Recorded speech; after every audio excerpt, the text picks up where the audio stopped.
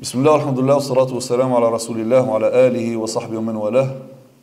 Assalamu alaikum wa rahmatullahi wa barakatuh. Donc toujours dans cette série qui concerne les qualités morales du prophète sallallahu alayhi wa sallam, nous avons parlé de la patience, maintenant nous allons parler de la générosité. Nous sommes en train de parler de ces mères, des vertus qui se manifestent dans le comportement du prophète sallallahu alayhi wa sallam, et à chaque fois,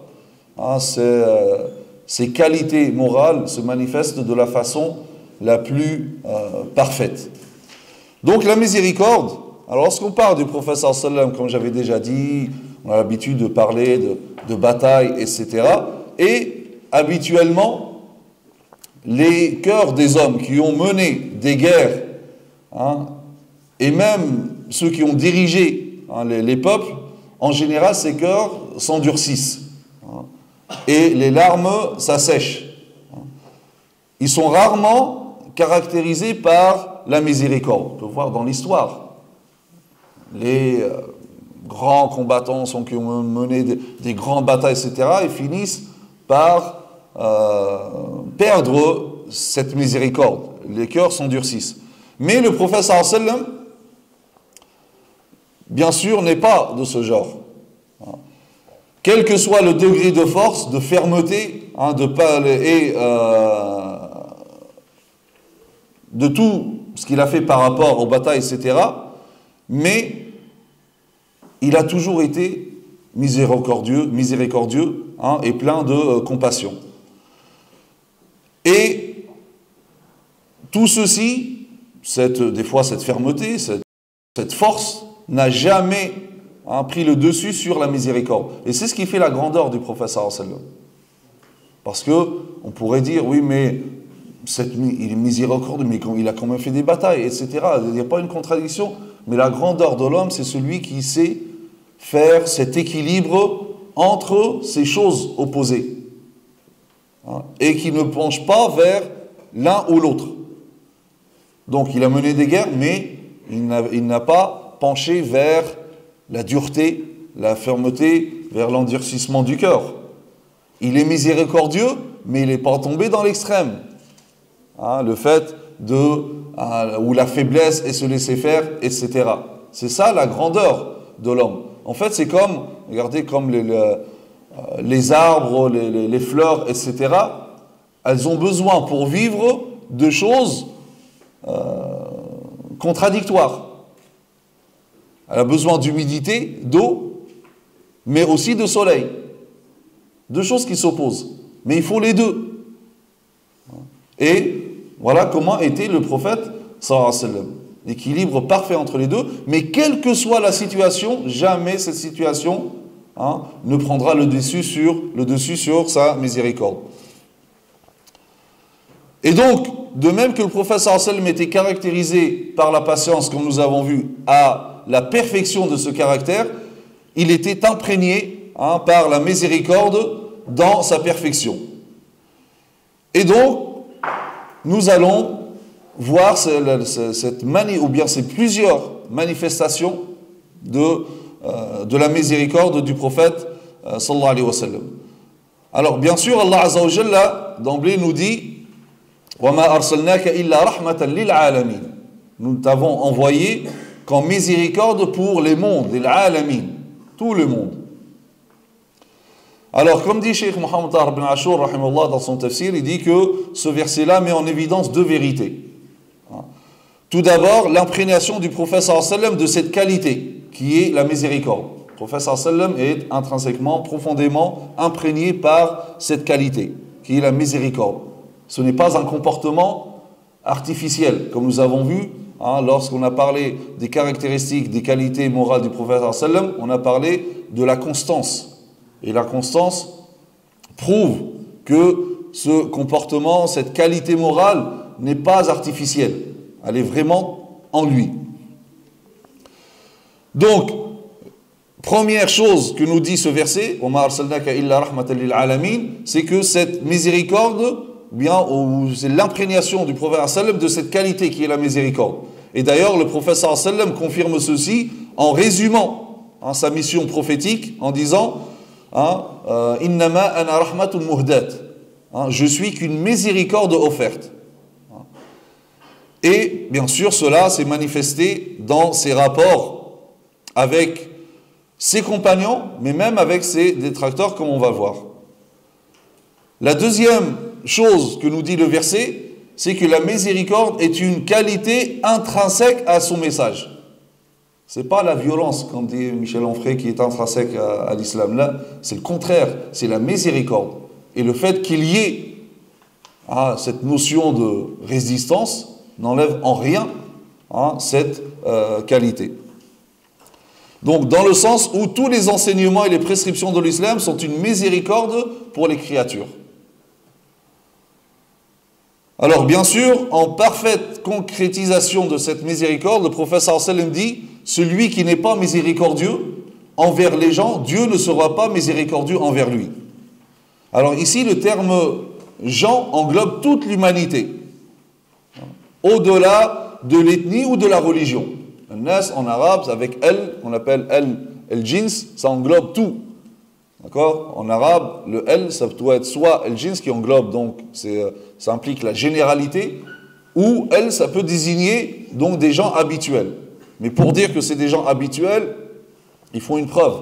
Là, je dis ça parce que certains illuminés, il y en a en Belgique, donc qui prétendent même que le Coran il a été révélé uniquement aux gens de la Mecque et de Médine. Et quand on lui dit non mais il y a le terme Nas, etc., il dit non, Nas c'est les gens de la Mecque et Médine. Qui te prouve cela? En langue arabe, quand on dit Nas, c'est les gens. Donc maintenant, pour restreindre la portée générale de ce terme, il te faut une preuve. Pour dire que là, ici, non, contrairement à la règle, ça n'implique pas tous les gens. Et là, bien sûr, il n'y a plus personne. Et donc ici, An-Nas, c'est pour vous dire que dans ici, dans le terme An-Nas, envers les gens, envers donc An-Nas, ça englobe tout le monde.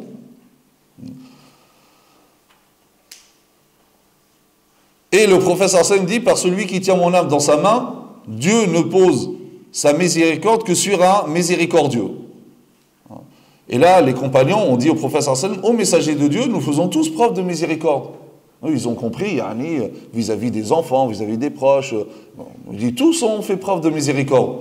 Donc il dit, ô messager de Dieu, nous faisons tous preuve de miséricorde. Il dit, il ne s'agit pas de la miséricorde de l'un de vous pour son compagnon, mais de faire miséricorde envers tous les gens. Ce n'est pas que tes proches. Les proches, bien sûr, c'est facile.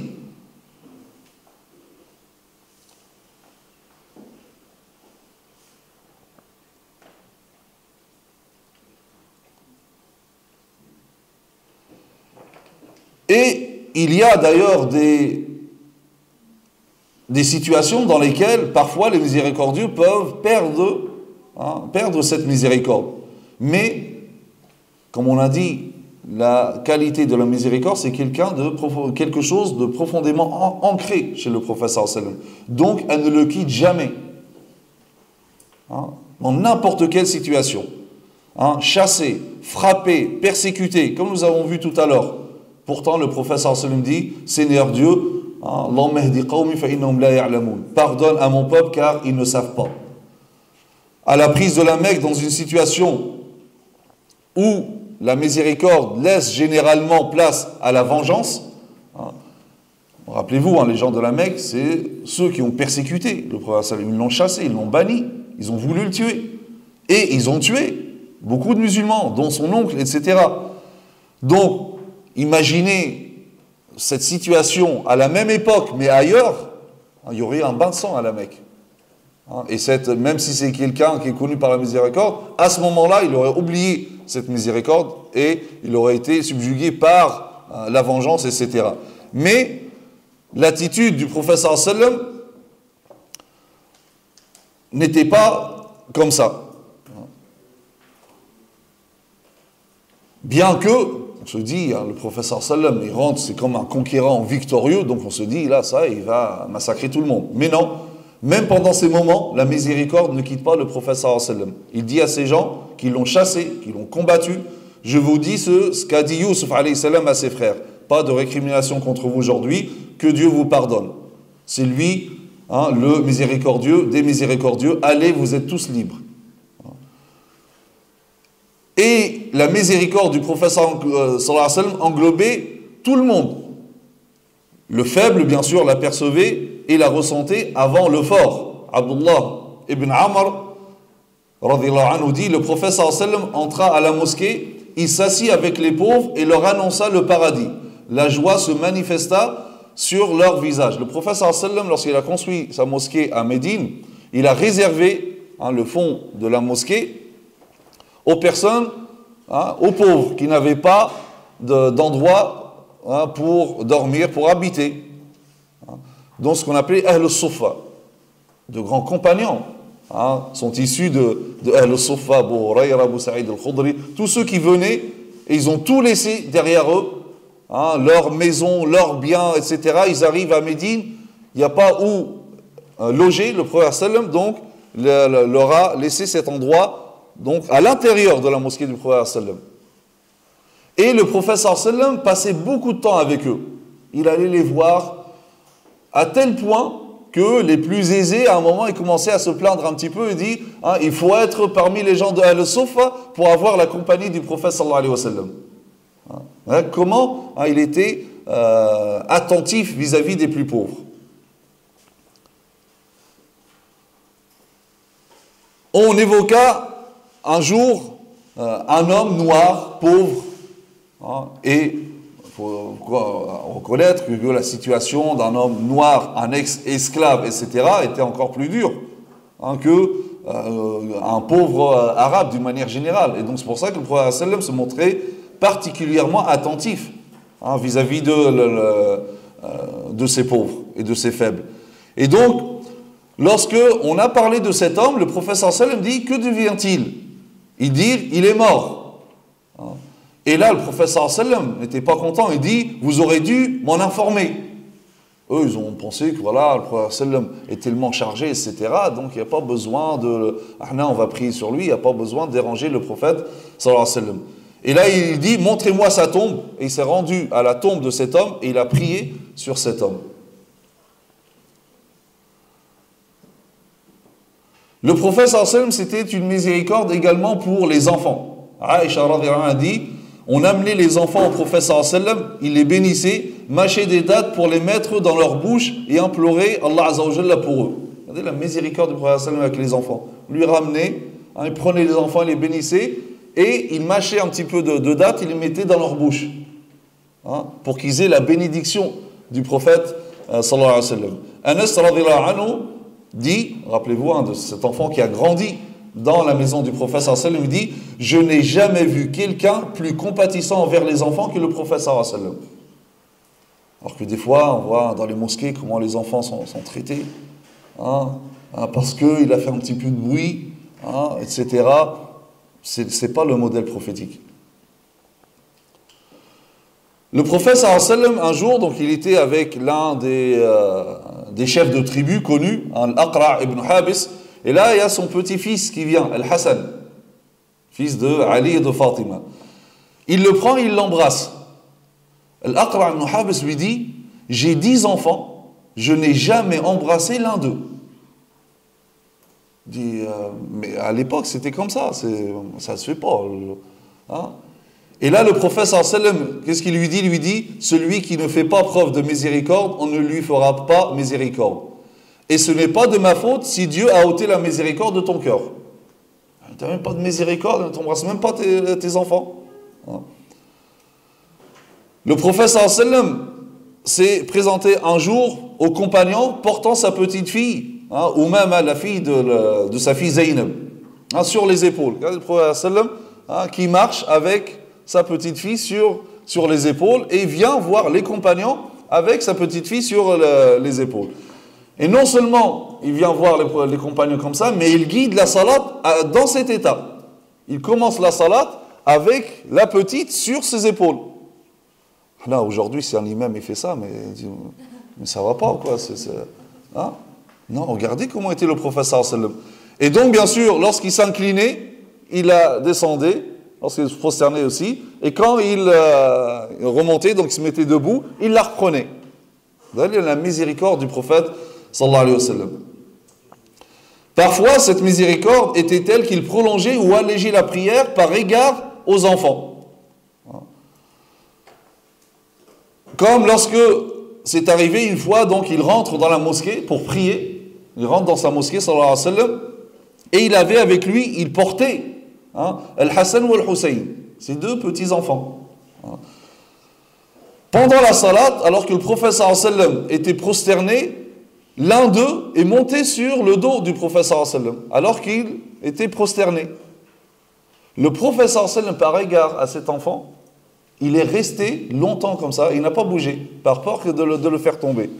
Si bien que les compagnons ont commencé à s'inquiéter. Qu'est-ce qui se passe? Ils font tasbih 3 fois, 10 fois, 15 fois, 20 fois. Et le prophète sallam est toujours prosterné. Et là, à la fin, ils lui ont posé la question. Du haut prophète, tu es resté tellement longtemps en prosternation qu'on a cru que peut-être il t'est arrivé quelque chose, peut-être tu es mort, ou tu recevais une révélation. Il dit non, rien de tout cela, sauf que mon fils était sur mon dos. Et donc, je n'ai pas voulu me lever tant qu'il ne descende pas. Il fallait que c'est l'enfant qui est descendu, et là, le prophète sallallahu alayhi wa sallam s'est levé. Si ça arrivait de nos jours. Là, je pense qu'ils n'attendent même pas l'imam. Ils continuent la prière. Il faut un coup d'état dans la salat.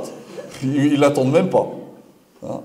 Et après, qu'est-ce que tu fais? Attends, on est resté longtemps, etc. Mais à d'autres moments, il allégeait la prière par compassion envers de l'enfant et de sa maman.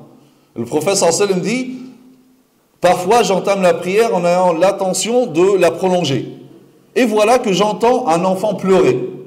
Je me mets donc à alléger la prière en sachant ce que peut ressentir la maman en entendant les pleurs de son enfant. Subhanallah, quelle miséricorde.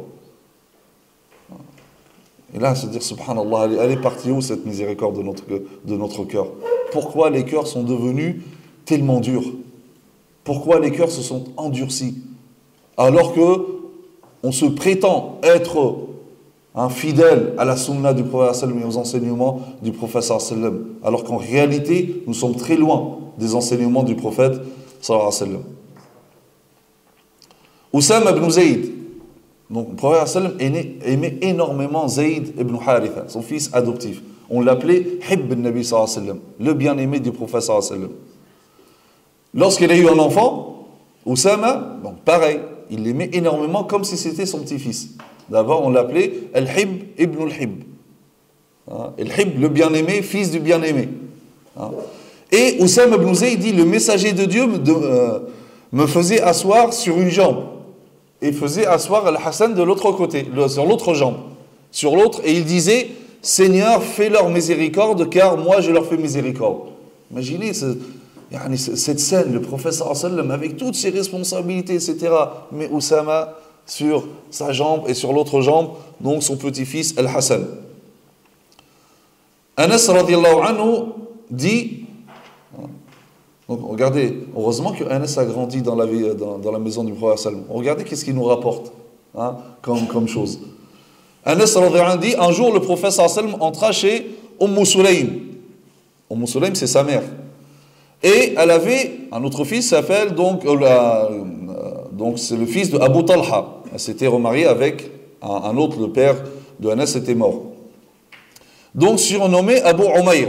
Abu Umayr, il avait un oiseau avec lequel il jouait. Sauf qu'un jour, cet oiseau, il est mort.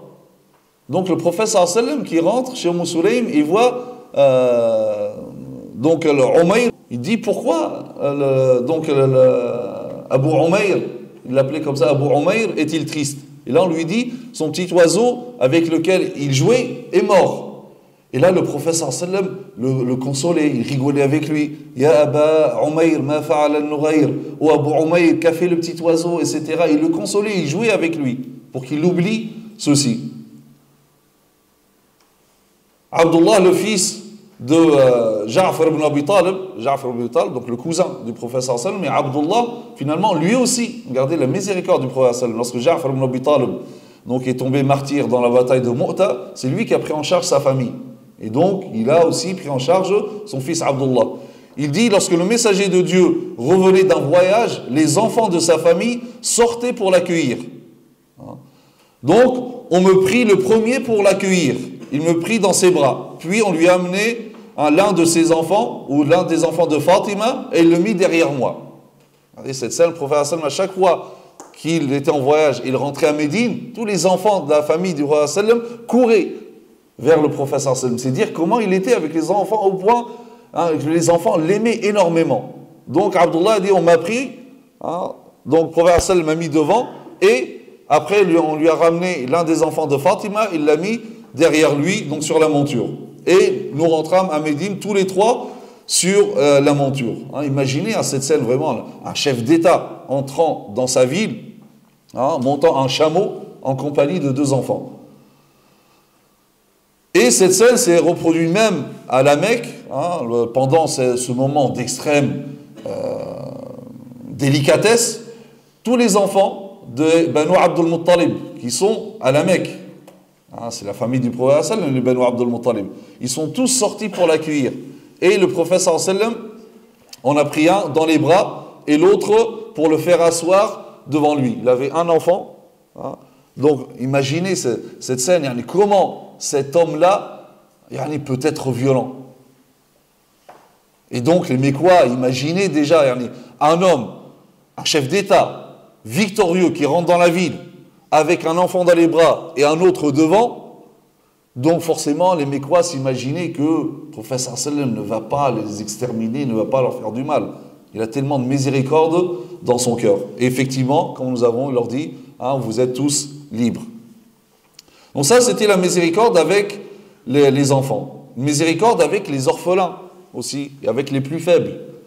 Le prophète sallam encourageait particulièrement les musulmans, et particulièrement à prendre soin des orphelins. Il dit, moi, ana wa kafilul yatim, moi et celui qui prend en charge l'orphelin, sommes au paradis comme ses 2 doigts. Et il fait comme ça. Proche. Tu veux être proche du prophète sallallahu alayhi wa sallam le jour du jugement dernier, au paradis, donc prends en charge un orphelin. Un homme a vu le prophète sallallahu alayhi wa sallam et il est venu voir le prophète sallallahu alayhi wa sallam en fait pour se plaindre de la dureté de son cœur. Il dit, je sens que mon cœur il est dur. Qu'est-ce que je peux faire pour l'adoucir? Le prophète sallallahu alayhi wa sallam lui dit, veux-tu que ton cœur s'adoucisse et que tu pourvoies à ton besoin? Sois miséricordieux avec l'orphelin, caresse sa tête et nourris-le de ce dont tu te nourris, ton cœur s'adoucira et tu pourras pourvoir à ton besoin. Le prophète sallallahu alayhi wa sallam dit également, Seigneur Dieu, je punis et je mets en garde celui qui transgresse le droit de l'orphelin et de la femme. Et dit également, celui qui entretient par son travail la veuve et l'orphelin est un combattant au service d'Allah Azza wa Jalla. Tu veux être un djihadiste? Ben voilà, c'est facile. Prends en charge des veuves, des orphelins, et tu es un djihadiste. En vrai. J'aime pas ce mot. Parce qu'ils ont déformé. Non. Terroriste, il y a terroriste, djihadiste, qui en réalité n'existe pas ce mot. Le prophète sallallahu alayhi wa sallam dit également, recherchez ma bénédiction en faisant du bien à vos faibles, car Allah ne vous donne son soutien et votre subsistance que par égard aux plus faibles. Le prophète sallallahu alayhi wa sallam, c'était également une miséricorde pour les femmes. Nous avons déjà vu comment était le prophète sallallahu alayhi wa sallam avec ses épouses dans le foyer prophétique. Là, d'une manière générale, le prophète sallallahu alayhi wa sallam dit, le meilleur d'entre vous est le meilleur pour son épouse. Et je suis le meilleur d'entre vous pour mon épouse. Regardez, comme je vous avais déjà dit, le prophète sallallahu alayhi wa sallam n'a jamais dit, le meilleur d'entre vous est celui qui est le meilleur dans la prière et je suis le meilleur dans la prière. Non, il a dit uniquement ça que pour les femmes. Et ensuite, il dit, seul un noble honore les femmes et seul un ignoble les humilie. Il dit, seul un noble, celui qui honore les femmes, celui qui honore son épouse, lui c'est quelqu'un de noble. Ça c'est la noblesse de caractère. Celui qui humilie son épouse, qui ne respecte pas les femmes, c'est quelqu'un d'ignoble. Comme dit le prophète, sallallahu alayhi wa sallam, quelle que soit l'apparence qu'il peut prendre. Il dit également, les croyants qui ont la foi la plus accomplie sont ceux d'entre eux qui jouissent du meilleur caractère. Les meilleurs d'entre vous sont ceux qui traitent le mieux leurs femmes. Aussi, comme j'avais déjà dit, regarde, le professeur Sallam dit, donc les croyants qui ont la foi la plus accomplie sont ceux qui jouissent du meilleur comportement, du meilleur caractère. Ça, normalement, ça englobe aussi le rapport à l'épouse. Pourquoi alors le professeur Sallam ensuite insiste particulièrement sur les épouses? Car peut-être que les hommes pensent que le bon caractère, c'est que dehors, c'est juste être généreux, c'est juste aller à la mosquée, être souriant, être au service des autres, etc. Les gens finissent par dire, Masha'Allah, c'est quelqu'un de merveilleux, etc. Mais ils oublient que le bon comportement, avant tout, c'est chez soi, avec les tiens, avec ton épouse. Sinon, ce n'est que des apparences. Et ce n'est pas sincère. Et comme nous avons vu que malgré ses diverses préoccupations, selon ses responsabilités, il réservait toujours un moment de détente avec ses épouses. Rappelez-vous, Aïcha radhiyallahu anha, donc qui fait une course, comme elle dit elle-même, je suis sorti un jour avec le messager de Dieu sallallahu alayhi wa sallam lors d'un de ses voyages, j'étais jeune et mince. Il me dit, viens faire une course avec moi. Aujourd'hui, si on voit un imam faire un footing avec sa femme, je dis, oh, c'est un égaré, lui. Allah, je l'ai vu, il faisait un footing avec sa femme. On est arrivé à ce stade. Le prophète, c'est le prophète qui lui dit, viens, on fait une course, viens faire une course avec moi. Je remportais la course, comme dit Aïcha. Lorsque je pris du poids, je sortis avec lui lors d'un voyage, il me dit, viens faire une course avec moi, à nouveau. Et il gagna, bien sûr, et il ria. Donc là, il rit et lui dit, maintenant c'est un partout. Le prophète sallam aimait tellement son épouse Khadija qu'il avait même l'habitude, lorsqu'il immolait une bête, non, il distribuait même aux amis de Khadija par fidélité et par amour à Khadija, ce qui suscitait la jalousie de Aïcha. Aïcha disait que lorsque le prophète sallam s'isolait avec ses épouses, il était le plus doux des êtres et le plus généreux. Voilà comment était le prophète sallam. C'est pas un tyran. Il y a des gens, lorsqu'ils rentrent à la maison, c'est attention, tyran, tout le monde se tait. C'est pas le prophète sallam ça. Donc, Aïcha disait que lorsqu'il rentrait, il s'isolait, lorsqu'il était donc seul avec ses épouses, chez lui, il était le plus doux des êtres et le plus généreux. Il souriait et il riait beaucoup. Même ça, des fois, certains pensent que plus tu es sérieux, plus c'est comme si, je sais pas, tu avais une anesthésie, tu sors de chez le dentiste, et tu as une anesthésie, il n'y a plus rien qui bouge là. Zama, plus tu es sérieux, moins tu ris, plus tu es dans la religion. Qui a dit ça? Il y a certaines personnes, toujours le visage sombre, pas un sourire, tu peux faire toutes les blagues que tu veux, tout le monde rigole, sauf un. Je suis quand j'ai la constipation émotionnelle. Respire. Le professeur sallam souriait et riait. T'es meilleur que le professeur sallam? Le pire, c'est que on se réfère à la sunna pour ça. Tu vois, des gens, avant de revenir à la religion, de pratiquer, etc., c'était des gens, mashallah, souriants, tu vois. Wallah, je les ai vus de mes propres yeux. Quelqu'un qui, avant, c'était vraiment quelqu'un de sympa. Le sourire, très serviable, très social, etc., il commence à pratiquer, il est toujours comme ça. Je m'absente quelques années du Havre, je reviens, là je vois quelqu'un transformé, j'ai vu à la mosquée, il parle à personne, au point où, même physiquement, il a changé. Donc, c'est lui, c'est pas lui, je vais le voir. C'est, subhanallah, qu'est-ce qui a changé? Non, parce que le prophète, soi-disant, il avait continuellement un visage attristé, certains textes disent. C'est des textes daïf, faibles, sont infondés. Les textes authentiques, voilà, Aïcha disait, il était souriant et riait beaucoup. Ça ne veut pas dire qu'il faisait que ça, bien sûr. Il y a un juste milieu. Et comme nous avons dit la dernière fois, lorsque Aïcha buvait d'une tasse, le prophète sallam prenait cette tasse et posait ses lèvres à l'endroit où elle avait posé les siennes. Puis buvait. Et lorsqu'elle mangeait de la viande, il prenait l'os et mettait sa bouche là où elle avait mis la sienne. Voilà comment était le prophète sallallahu alayhi wa sallam. Un jour, comme je vous avais dit aussi la dernière fois, le prophète sallallahu alayhi wa sallam posa un genou à terre et présenta l'autre pour permettre à son épouse, Safiya, de monter sur son chameau. Vous voyez comment cette miséricorde, cette compassion, cet amour vis-à-vis de ses épouses. Et d'une manière générale, le prophète sallallahu alayhi wa sallam ne cessait de recommander la bonté envers les femmes. Il dit « Istawsu bin nisa'i khayra » Textuellement, « Istawsu bin nisa'i khayra » Soyez bons envers les femmes. Et il a répété cette recommandation à plusieurs reprises, notamment pendant le sermon, pendant le pèlerinage d'adieu. Des milliers, presque 100 000 personnes. Et le prophète sallallahu alayhi wa sallam leur rappelle cette chose. Soyez bons envers vos épouses.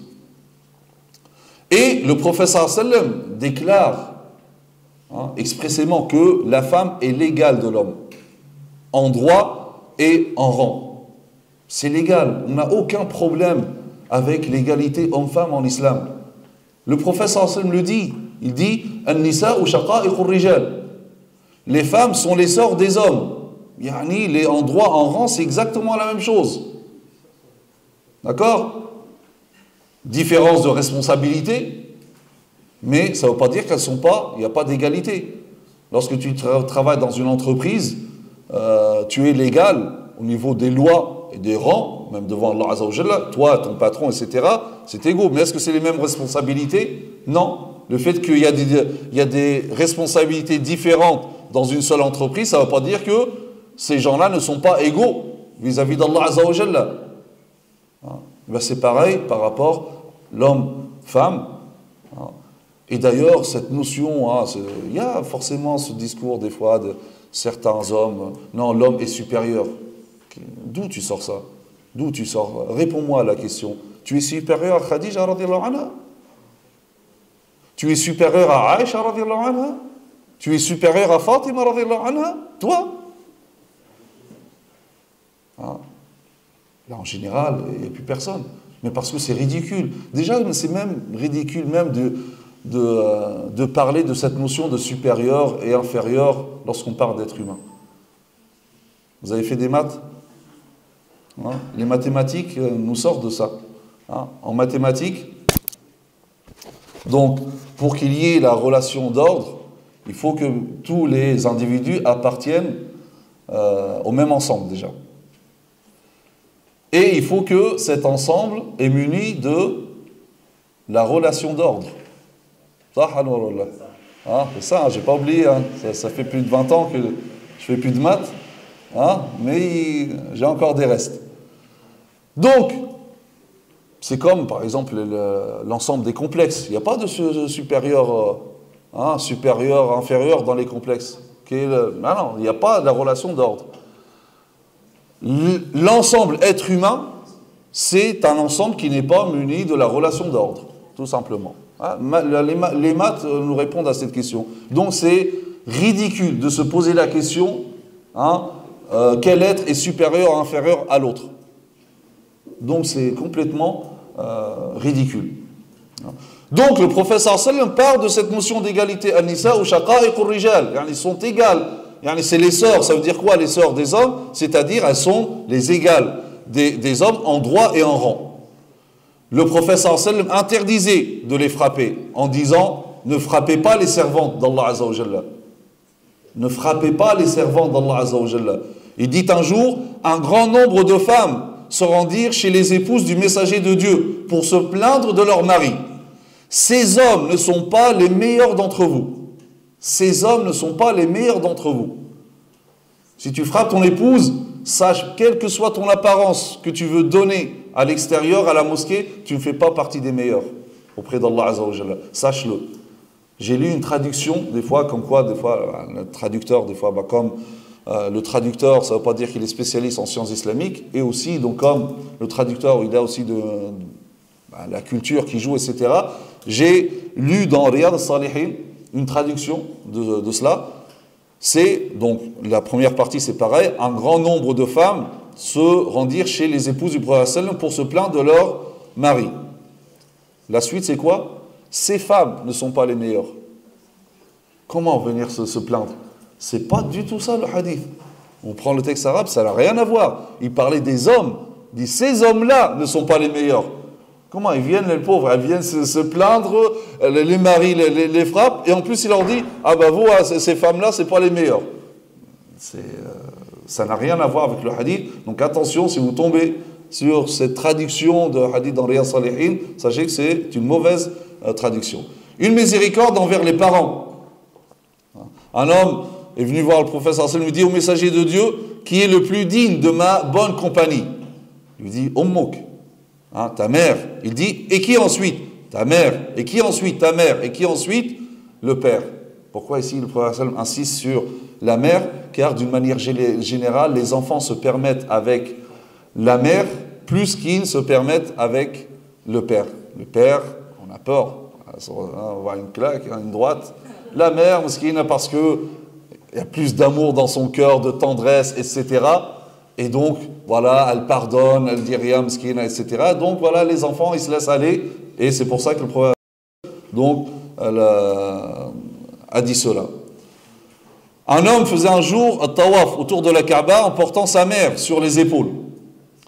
Il voit le prophète sallallahu alayhi wa sallam et lui dit, donc la mère sur ses épaules, il lui dit, me suis-je acquitté de ce que je lui dois? Elle m'a porté dans son ventre, maintenant c'est moi qui la porte. Donc, c'est bon, on est quitte. Le prophète sallallahu alayhi wa sallam dit, non, ni même pour une seule contraction. Tout ce que tu as fait là, ça vaut même pas une seule contraction. Un homme est venu voir le prophète sallallahu alayhi wa sallam, lui dit, je te fais acte d'allégeance en m'engageant à émigrer et à combattre dans la voie d'Allah azza wa jalla, devoir de résistance comme nous avons vu, dans l'espoir d'une récompense auprès d'Allah azza wa jalla. Il dit, as-tu l'un de tes parents encore en vie? Il lui dit, oui, les deux même. Il dit, espères-tu vraiment la récompense d'Allah azza wa jalla? Il dit, oui. Il dit, alors retourne auprès de tes parents et tiens leur bonne compagnie. C'est-à-dire, toi tu cherches les hasanat, mais au mauvais endroit. Les hasanat, elles sont là, mais à côté de tes parents.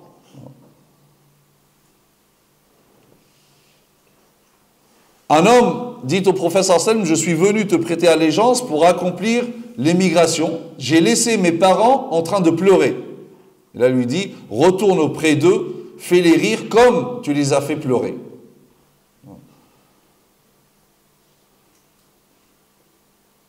Un homme également est venu voir le prophète sallallahu alayhi wa sallam, lui dit, ô messager de Dieu, je souhaite participer aux campagnes. Il a ce devoir de résistance. Et je suis venu te consulter. Il dit, as-tu une mère? Il lui dit oui. Il dit, alors reste à ses côtés car le paradis se trouve à son pied.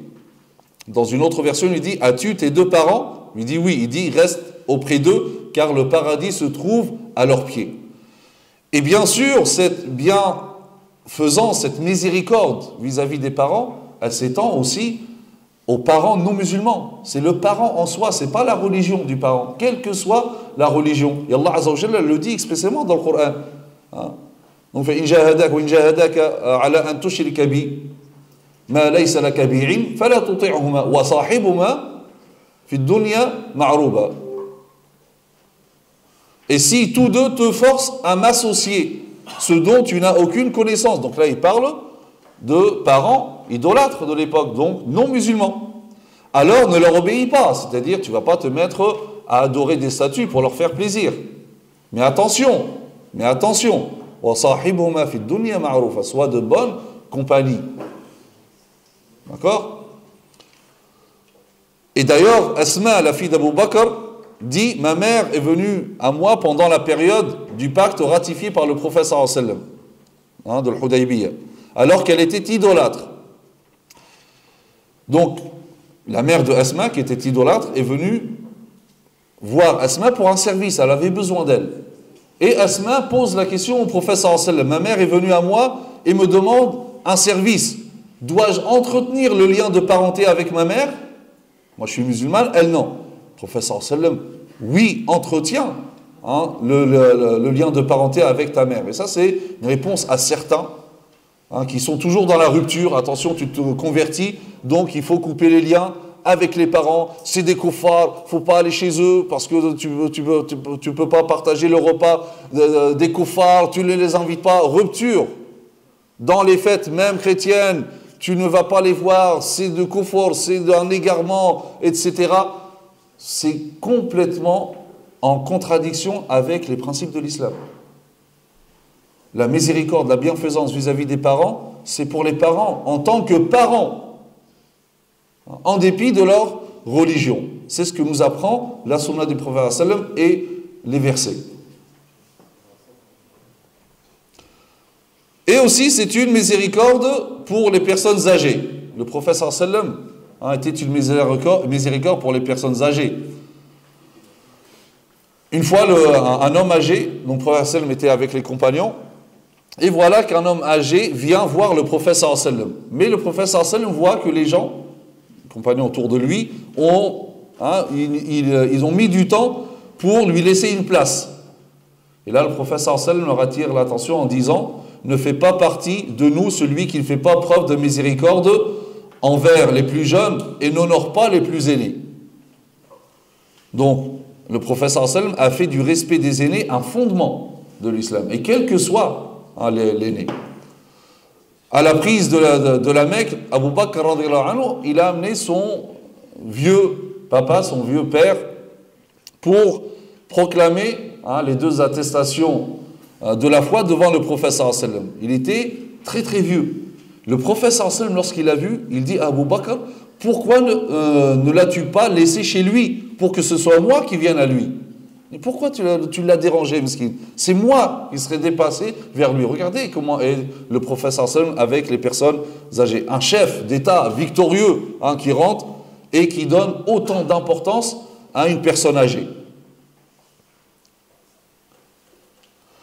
Le prophète sallam était tellement soucieux du confort des personnes âgées, si bien qu'il interdisait d'allonger la prière par égard à ces derniers.